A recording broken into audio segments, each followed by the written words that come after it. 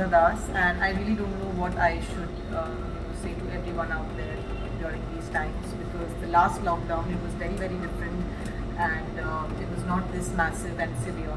But this lockdown and this time, this second wave has been terrible, and you know when it happened for me, especially in Mumbai, because in Mumbai there are so many cases. It happened on 5th April, around 6th April. It's been almost 35 days. We've been in a complete lockdown. And I don't know, I just couldn't, I was really angry this time. The last lockdown I could manage, but this time I was feeling very frustrated, because obviously, like all of us are feeling the same, that it's been so many months, and almost 13, 14 months, and we're still back to square one, you know. So I was like, how am I going to, go through this again? On top of that, my mother also got corona, and it is so scary, because I live 2 hours away from my parents in Mumbai, because all my work is this side in Andheri, and my parents live in Chembur. And it used to be so scary when my mother got corona. She was suffering for almost a month, and I used to call her every few minutes, so scared, because you don't know what's going to happen. And then I also got a few symptoms, but I was luckily okay at home, and I was anyway under home, like a lockdown, so I never went out. I can totally understand how people are feeling out there with not getting a bed or oxygen, or basic necessities to really take care of their loved ones. I've been trying to help through my social media as well, wherein if anybody needs something, I'm trying to post it and amplify it and get them what they require through getting a lead to them. But how do I keep myself sane? Well,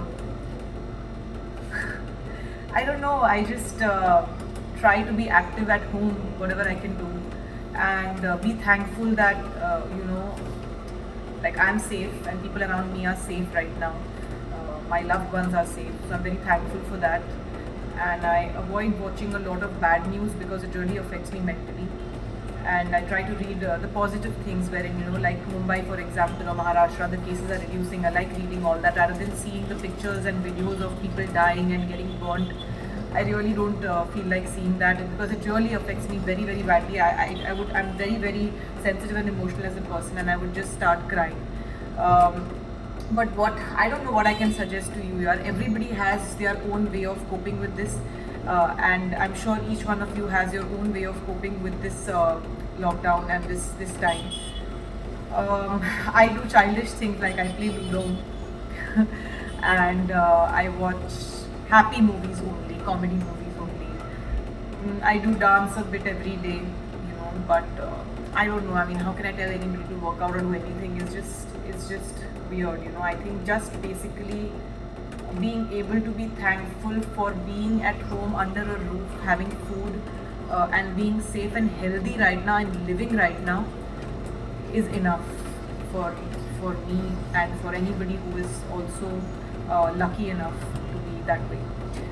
So that's all I can say. And yeah, I don't know. I just wish everyone, that you're all safe, and also keep doing these home things, like what helped me, because when I got symptoms, luckily I did not really get corona, but when I was feeling sick, my eyes were burning, and my throat was hurting. Then I got fever for just a day, but I got cured sitting at home, having haldi ka pani, like hot haldi water. And then apart from that, feel like seeing that, because it really affects me very very badly. I'm very very sensitive and emotional as a person, and I would just start crying. But what I don't know what I can suggest to you here. Everybody has their own way of coping with this, and I'm sure each one of you has your own way of coping with this lockdown and this time. I do childish things, like I play Ludo, and I watch happy movies only, comedy movies only. I do dance a bit every day, but I don't know. I mean, how can I tell anybody to work out or do anything? It's just weird, I think just basically being able to be thankful for being at home under a roof, having food, and being safe and healthy right now and living right now is enough for for me and for anybody who is also lucky enough to be that way. So that's all I can say. And yeah, don't know. I just wish everyone, you know, that you're all safe, and also keep doing these home things like what helped me, because when I got symptoms, luckily I did not really, get corona. But when I was feeling sick, my eyes were burning, and my throat was hurting. Then I got fever for just a day. But I got cured sitting at home, having haldi ka pani, like hot haldi water, and then apart from that, kara, and then what else? Steam, basic things. But I guess those who get it, I don't know if this really works for them. Also, I don't really feel like being very, very loud and chirpy and happy, because none of us are feeling that way, you know. So I'll just say that hold on. And I read about the earlier pandemics that have happened, like the Spanish flu, the Asian flu, the swine flu, AIDS also when it happened. But this one is as deadly as the Spanish flu. So the only way that I can help, because even when my mom got corona, I couldn't even go near her.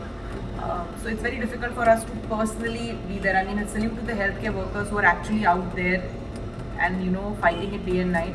But we as human beings, normal human beings, sitting at home, or normal citizens at home, with me, with whatever little following that I have, all that I can do is, you can send me your requirements of COVID supplies if you don't have it, like an oxygen cylinder or a bed or medicines. And what I can do is really, really post them on Twitter. And I have been, successful in trying to get a lot of people the things that they require. So just send it to me, and that's how I can help you. Otherwise, like everyone says, stay safe and stay sane.